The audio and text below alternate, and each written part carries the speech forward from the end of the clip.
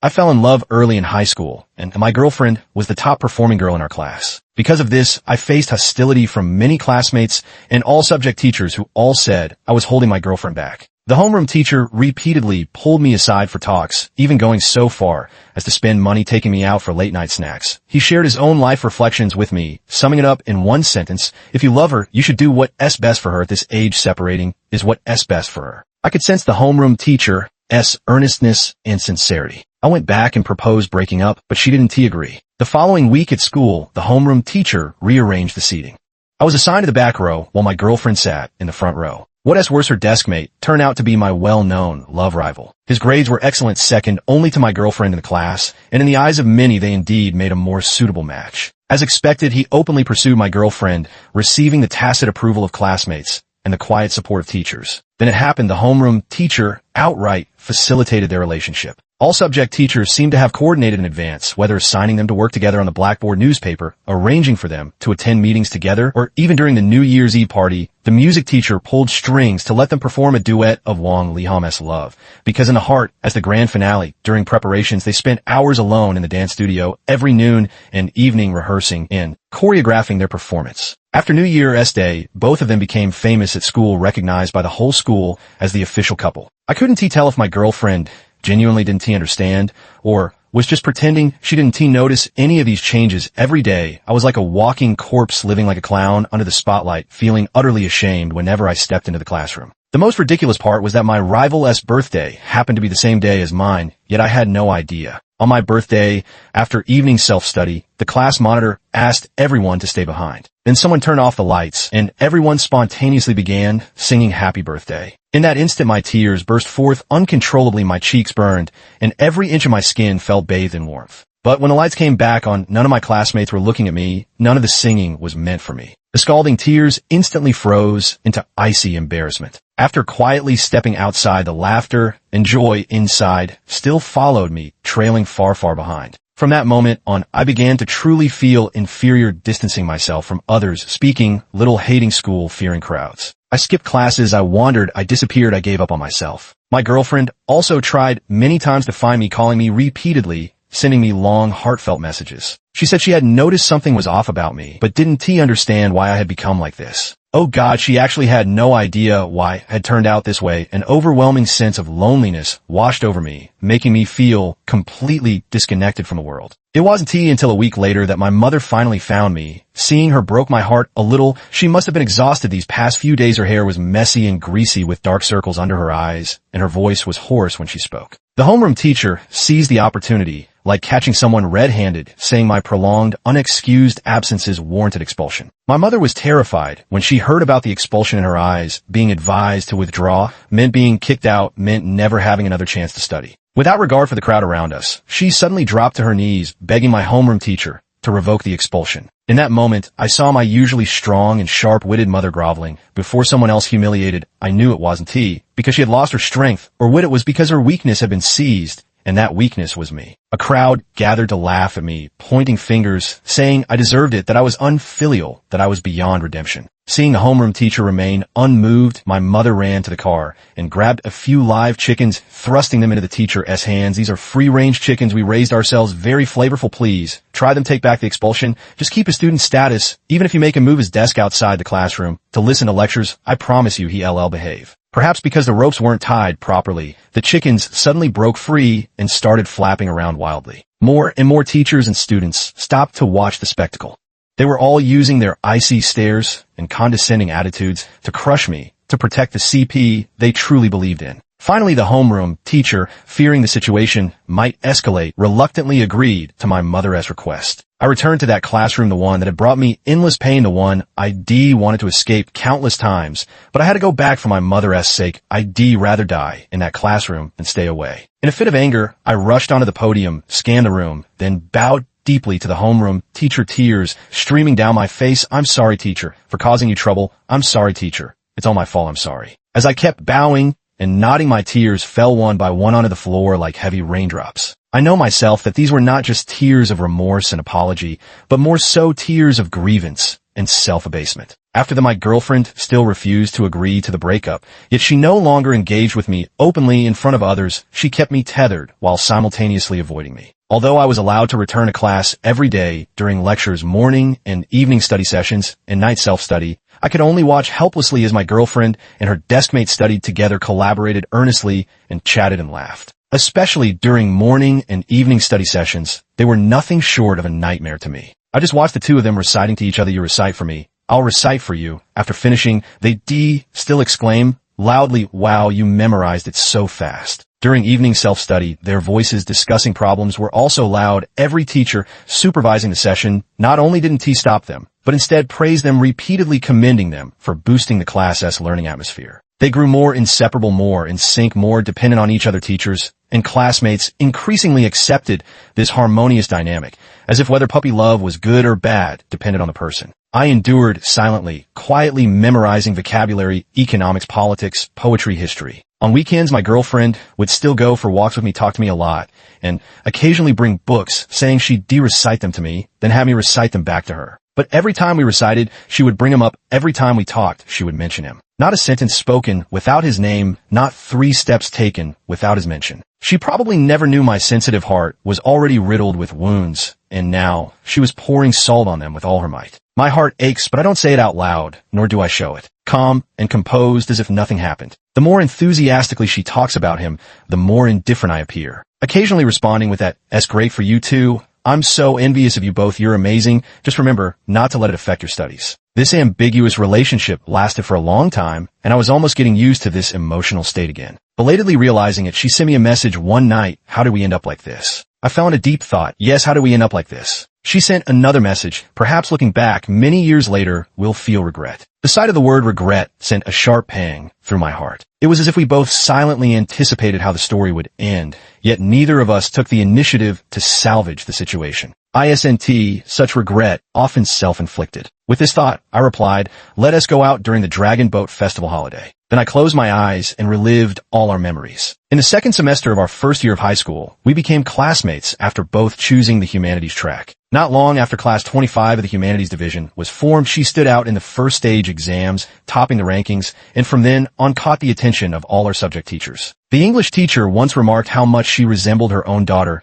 and as time passed, began to see her in that role. The English teacher had been divorced for many years, her only daughter having settled in the UK with her ex-husband, and she had seen her daughter in ages. Once during class, while analyzing an essay, she was moved to share her feelings and spoke emotionally about her daughter. At that moment, I realized how lonely and sorrowful she truly was. Eleanor was an extremely quiet girl, always speaking softly in daily life. Even her laughter was like a budding flower, never revealing her teeth. The most amusing thing was that whenever someone looked at her intently, she would instantly blush like a ripe apple. It wasn't that she was shy, it just came naturally to her. I often teased her to make her change color. Coincidentally, these traits matched perfectly with the English teacher's daughter. So she had always been particularly favored by the English teacher. At first, we didn't interact much. In fact, even after being classmates for over half a semester, we had barely spoken a few words to each other in person. I had only added her QQ in the class group chat and occasionally liked her posts when browsing my feed. Once I saw a video of her ice skating in her space, and without much thought, I commented, "Want to learn? Please teach me." Who would have thought that these 4 words would entangle our previously unrelated lives together? Soon she took the initiative to ask if I wanted to go skating.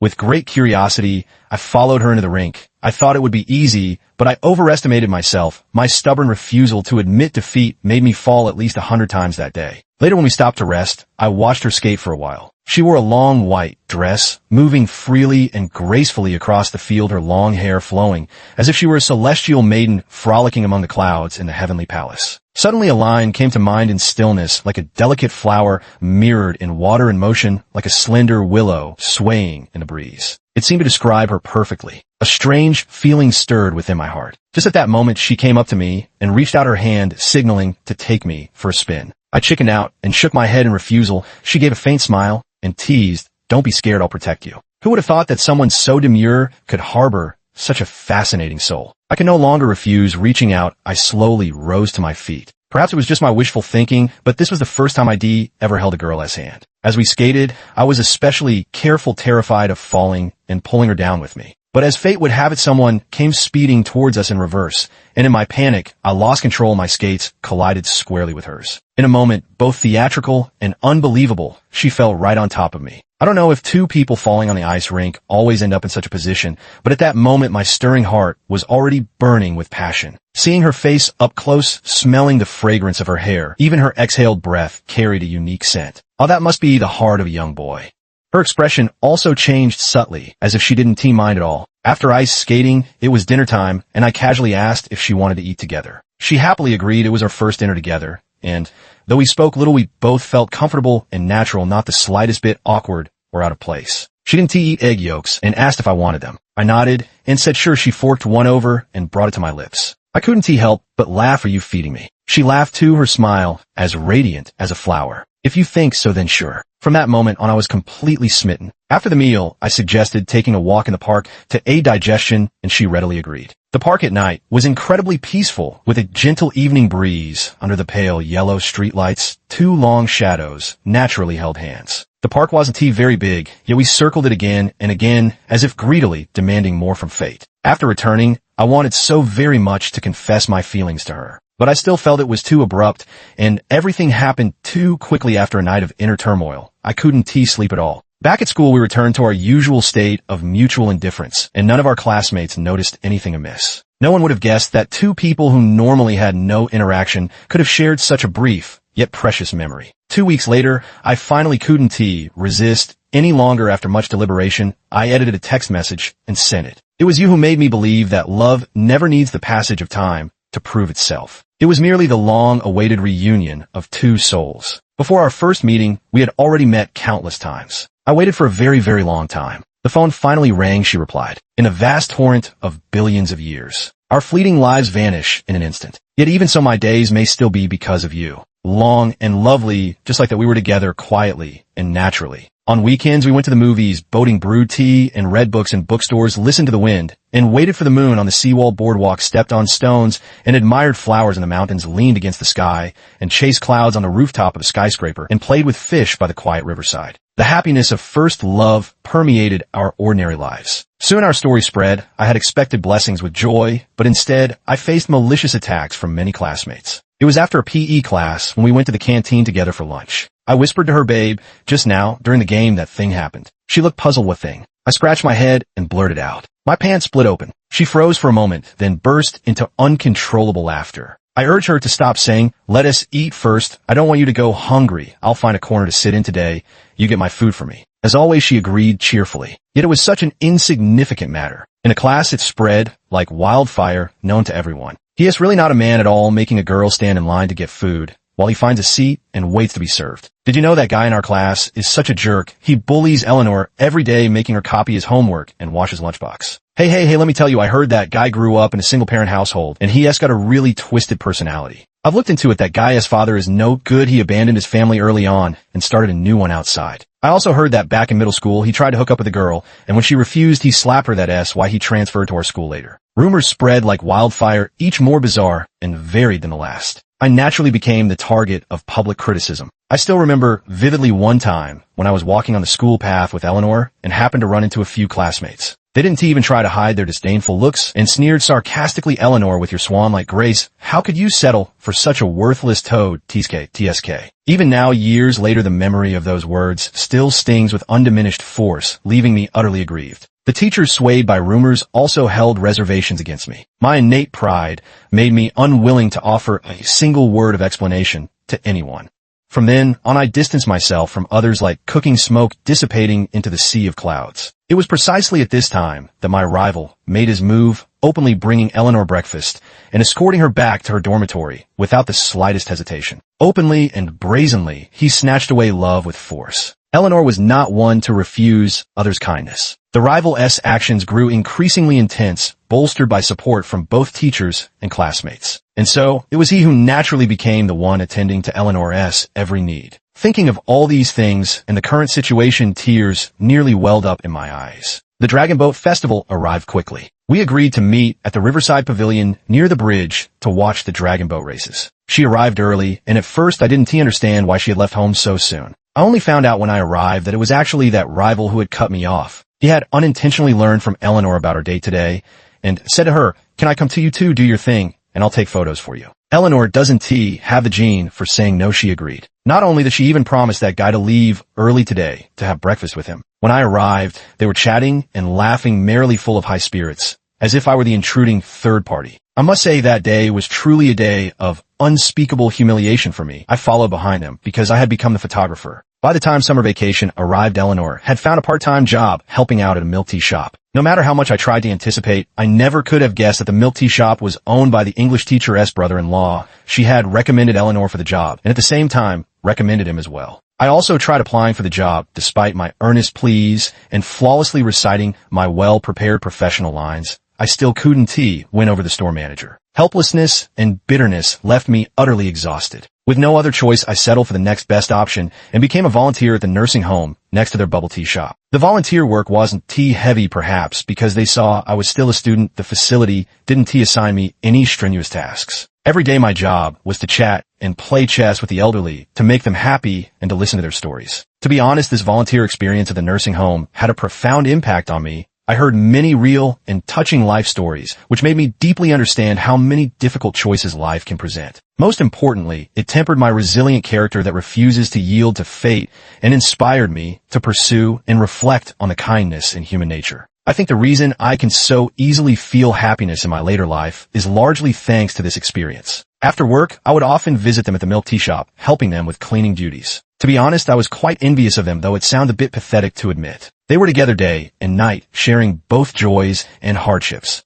The summer vacation passed quickly, and we soon entered the intense final year of high school. The homeroom teacher and subject teachers couldn't sit still again, sensing a critical moment, treating it as a formidable enemy and gearing up for action. The first to strike was the English teacher. She approached my girlfriend and said, "So still dating? I want to interfere in your affairs, neither supporting nor opposing, but speaking from the heart, I truly, genuinely believe you deserve better, and I really think you could choose someone better. You know, for these past 2 years, I've always had you as the class representative. You must feel how much I've cherished and valued. You let me emphasize again, studies come first. The college entrance exam comes first." These words were later told to me by her personally, and I remember every single word by heart. What followed was even more outrageous. To further isolate us, the homeroom teacher actually arranged for her to become a day student. And she moved into the English teacher's home near the school, with the English teacher personally driving her to and from school every day. This was a privilege envied by the entire class, who saw her as the school's goddess, receiving such exaggerated protection from so many teachers. In the second semester, the history teacher began to intervene. My history grades had always been decent, and the history teacher had been the most patient with me among all the subject teachers. He approached me and spoke at length, but throughout the conversation, he couldn't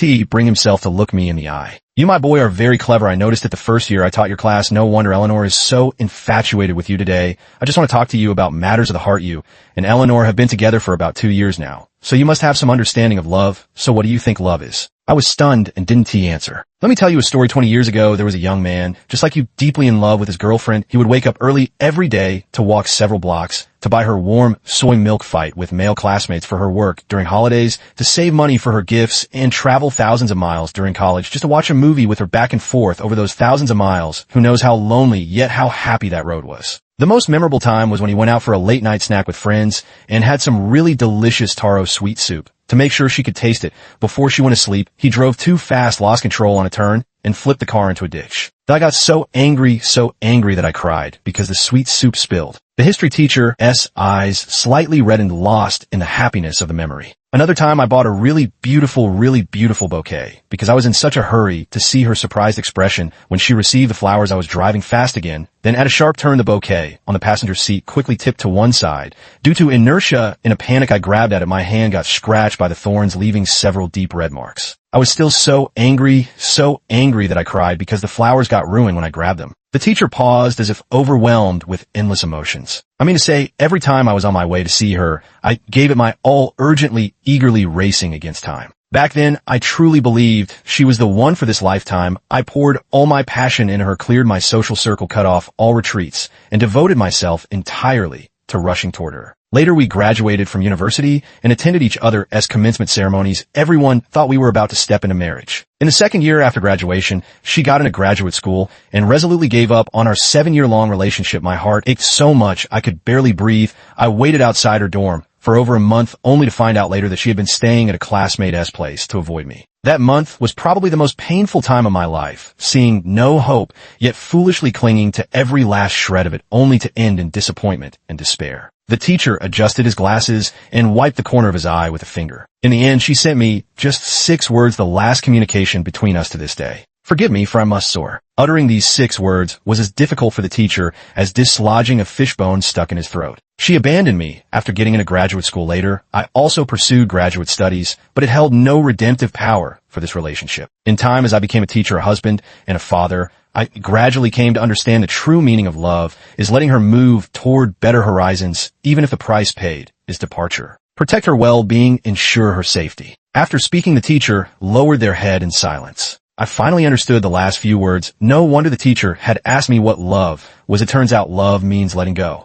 I made up my mind and solemnly told the teacher, I understand now, to avoid affecting her studies, I'll break up with her this week, completely cleanly, without any lingering attachments. The history teacher's eyes lit up as if seeing summer fireworks, slowly raising his head with a mix of relief and visible difficulty. After a long pause, he spoke again. You still don't understand. I froze for a moment, my face full of confusion. Then what is it? The teacher lowered his head again and spoke without looking at me. Do you know about Eleanor's family? She has 3 older brothers and 3 older sisters. Her father was nearly 60 when she was born, and they initially gave her away for adoption. Later, she found her way back home on her own, but this time being sent away caused her immense emotional pain, which is why all of us teachers have been paying extra attention to her. After returning home, she didn't receive the care and love she deserved. Her siblings resented her for coming back, and her parents often scolded her for being unnecessary growing up in such a toxic family environment. She became exceptionally mature, hard-working, and obedient. Perhaps it's because she lacked love, and you were such a loving child. We can all see that. Maybe your presence filled that void of love for her. She's grown dependent on you, and in her heart, you might even be like family to her now. Her family didn't pay much attention to her, and even after she graduated from middle school, they didn't agree to let her continue her education. She secretly went out to work summer jobs to save up for tuition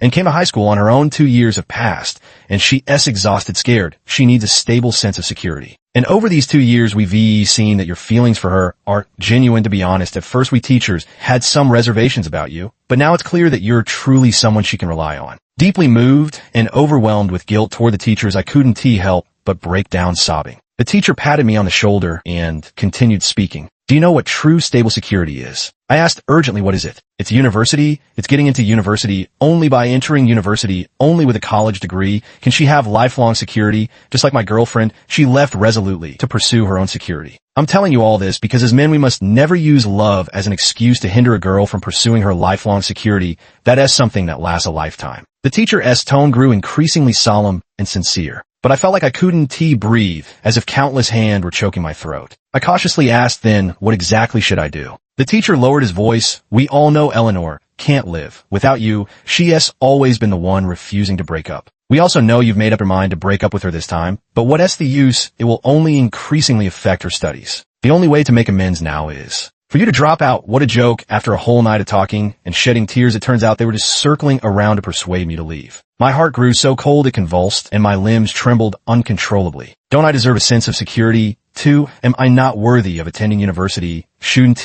I have a future either? Why must you be so merciless? That was my most beloved history teacher, kind-faced, gentle-mannered, yet he uttered the most heart-wrenching words in this world. Seeing my silence, he quickly pressed his advantage. For 2 years, we've witnessed how deeply you love her. We've all supported you wholeheartedly and genuinely hoped your relationship would blossom into something beautiful. Consider it for the future of both of you. You know, it's often us men who have to make the sacrifices. All the teachers have praised you to me, saying you're devoted, loyal, brave, and responsible. Now is the time to prove them right. Looking at both of your overall grades, objectively, who do you think has a better chance of getting into university, her or you?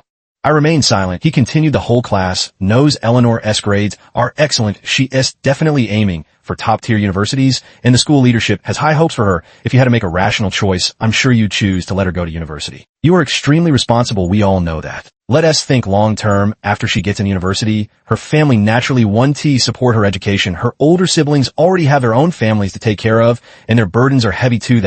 When you as her boyfriend will need to step up. Love means selflessness. It means giving. It means sacrifice. After you drop out, you won't disturb her studies anymore. Even though she might be sad for a while, with us teachers and classmates by her side to comfort and guide her, we believe she can quickly refocus on her studies. and your sacrifice of leaving school to work and earn her tuition fees, to put it bluntly, is a noble way to protect your love. You're protecting her future, shielding her from the storm from a higher perspective. Your actions are truly moving and admirable. The teacher said many more things afterward, but I could no longer hear or remember them. I was lost in a difficult decision. At the end of our conversation, I mustered my courage and asked the teacher weakly, if I drop out and go home, teacher, can I still keep my right to take the college entrance exam? The teacher was overjoyed, as if my reaction had played right into his hands. He repeatedly answered, of course you can. But during this time, you mustn't contact her. We'll handle all the arrangements afterward. We'll just tell her you want to work to earn her college tuition. Trust me, I'll put in a good word for her and keep an eye on her for you.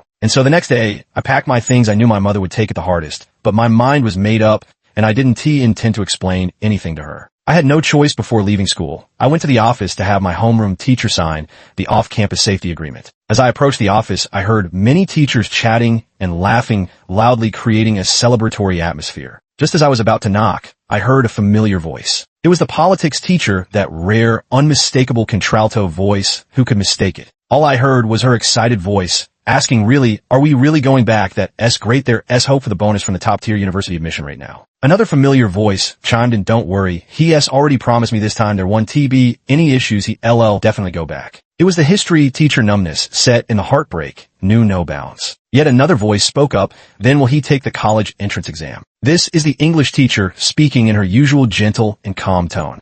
History teacher, let him participate. The kid's grades are decent, and his history scores are quite good. Sigh, if it weren't for involving Eleanor, I'd truly be reluctant to let him go. Politics teacher, come on, with his political science grades, whether he takes the college entrance exam or not makes no difference to him. History teacher, don't say that everyone has unlimited potential. The politics teacher, I believe that everyone has unlimited potential, but the prerequisite is being a decent human being. I felt a surge of anger. What exactly had I done? How was I not a decent human being? I was about to storm in and argue my case. Then the math teacher spoke. He was actually there too. He was the academic Dean Shun T. He be in the administration office. Yet here, he was joining in the celebration. The math teacher, honestly, during the time those two were dating, Eleanor's math scores plummeted on 2 mock exams. She barely scored over 100 during department meetings. I didn't even dare bring it up. Cutting them apart now is like sacrificing a pawn to save the queen, a desperate measure for survival. The politics teacher said, still talking about sacrificing the pawn to save the king and cutting off an arm to survive. Let me put it this way, if that kid gets into an undergraduate program in the college entrance exam, you can chop off my head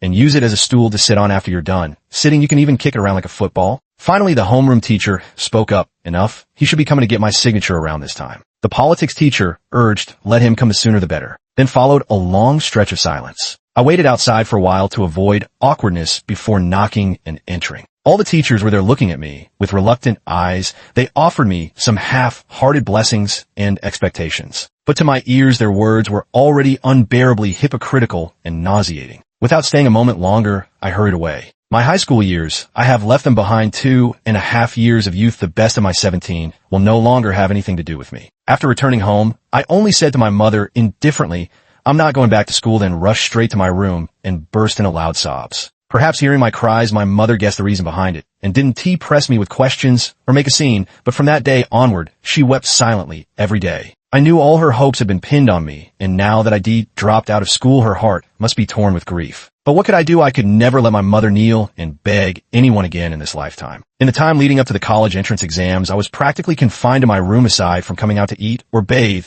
I barely stepped outside. My mother grew increasingly desperate, her hair turning noticeably whiter by the day. All I felt was heartache, nothing but heartache. Mother said that after I dropped out of school, some relatives also sneered and mocked, saying they never thought I would amount to anything since I was a child. Mother told me it didn't matter if I didn't study, but I had to strive to be a decent person. I have always remembered those words, etched deeply in my heart. With the college entrance exams approaching, I stepped into my school campus one last time. The painful, joyful, and tangled memories flooded into my mind, having been sealed away for too long now. As if unlocked, they surged forth, overwhelming and boundless. Only after the college entrance exams did I learn that my girlfriend had gotten together with her deskmate. What was even stranger was that the day before the exams, she discovered her deskmate was simultaneously dating another girl. Heartbroken, I drowned my sorrows alone. The next day, I ended up missing the Chinese language exam. Her deskmate, who was dating 2 girls simultaneously, found his academic focus severely compromised, leading to a significant drop in his grades on the eve of the college entrance exams. His 2 timing scandal came to light, causing him to be distracted throughout the exams. As a result, he ran out of time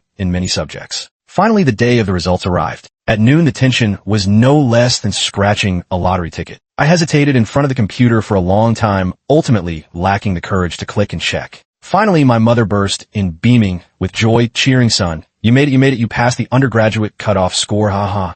I was stunned. Why?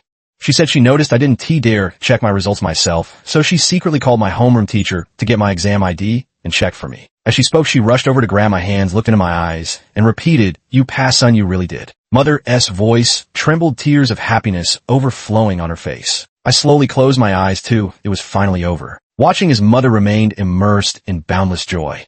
This moment was the ultimate bliss of my life. Extra one, during those months shut away in my room, I devoted all my time to memorizing textbooks and self-study. I had a test prep app on my phone, and I practiced questions on it day after day. So that undergraduate admission was truly no random gift from heaven. Extra two, my girlfriend missed one Chinese language exam. So when the results came out, she barely passed the cutoff for vocational college. Her new boyfriend also didn't perform well in exams and ended up at a vocational college too. There was no further contact between them afterward. Extra story 3, after senior year, my ex-girlfriend repeatedly tried to get back together with me. I politely declined each time. Simply because during my most difficult days, my lowest moments, she wasn't there for me. It wasn't until a week later that my mother found me. Seeing her made my heart ache. She must have been exhausted these past few days. Her hair was messy and greasy, with heavy dark circles under her eyes, and her voice was hoarse when she spoke. Later, her older sister sent me a message, "Though I don't know what happened between you two, she truly loves you." She locked herself in the bathroom for 3 days straight, crying nonstop, blaming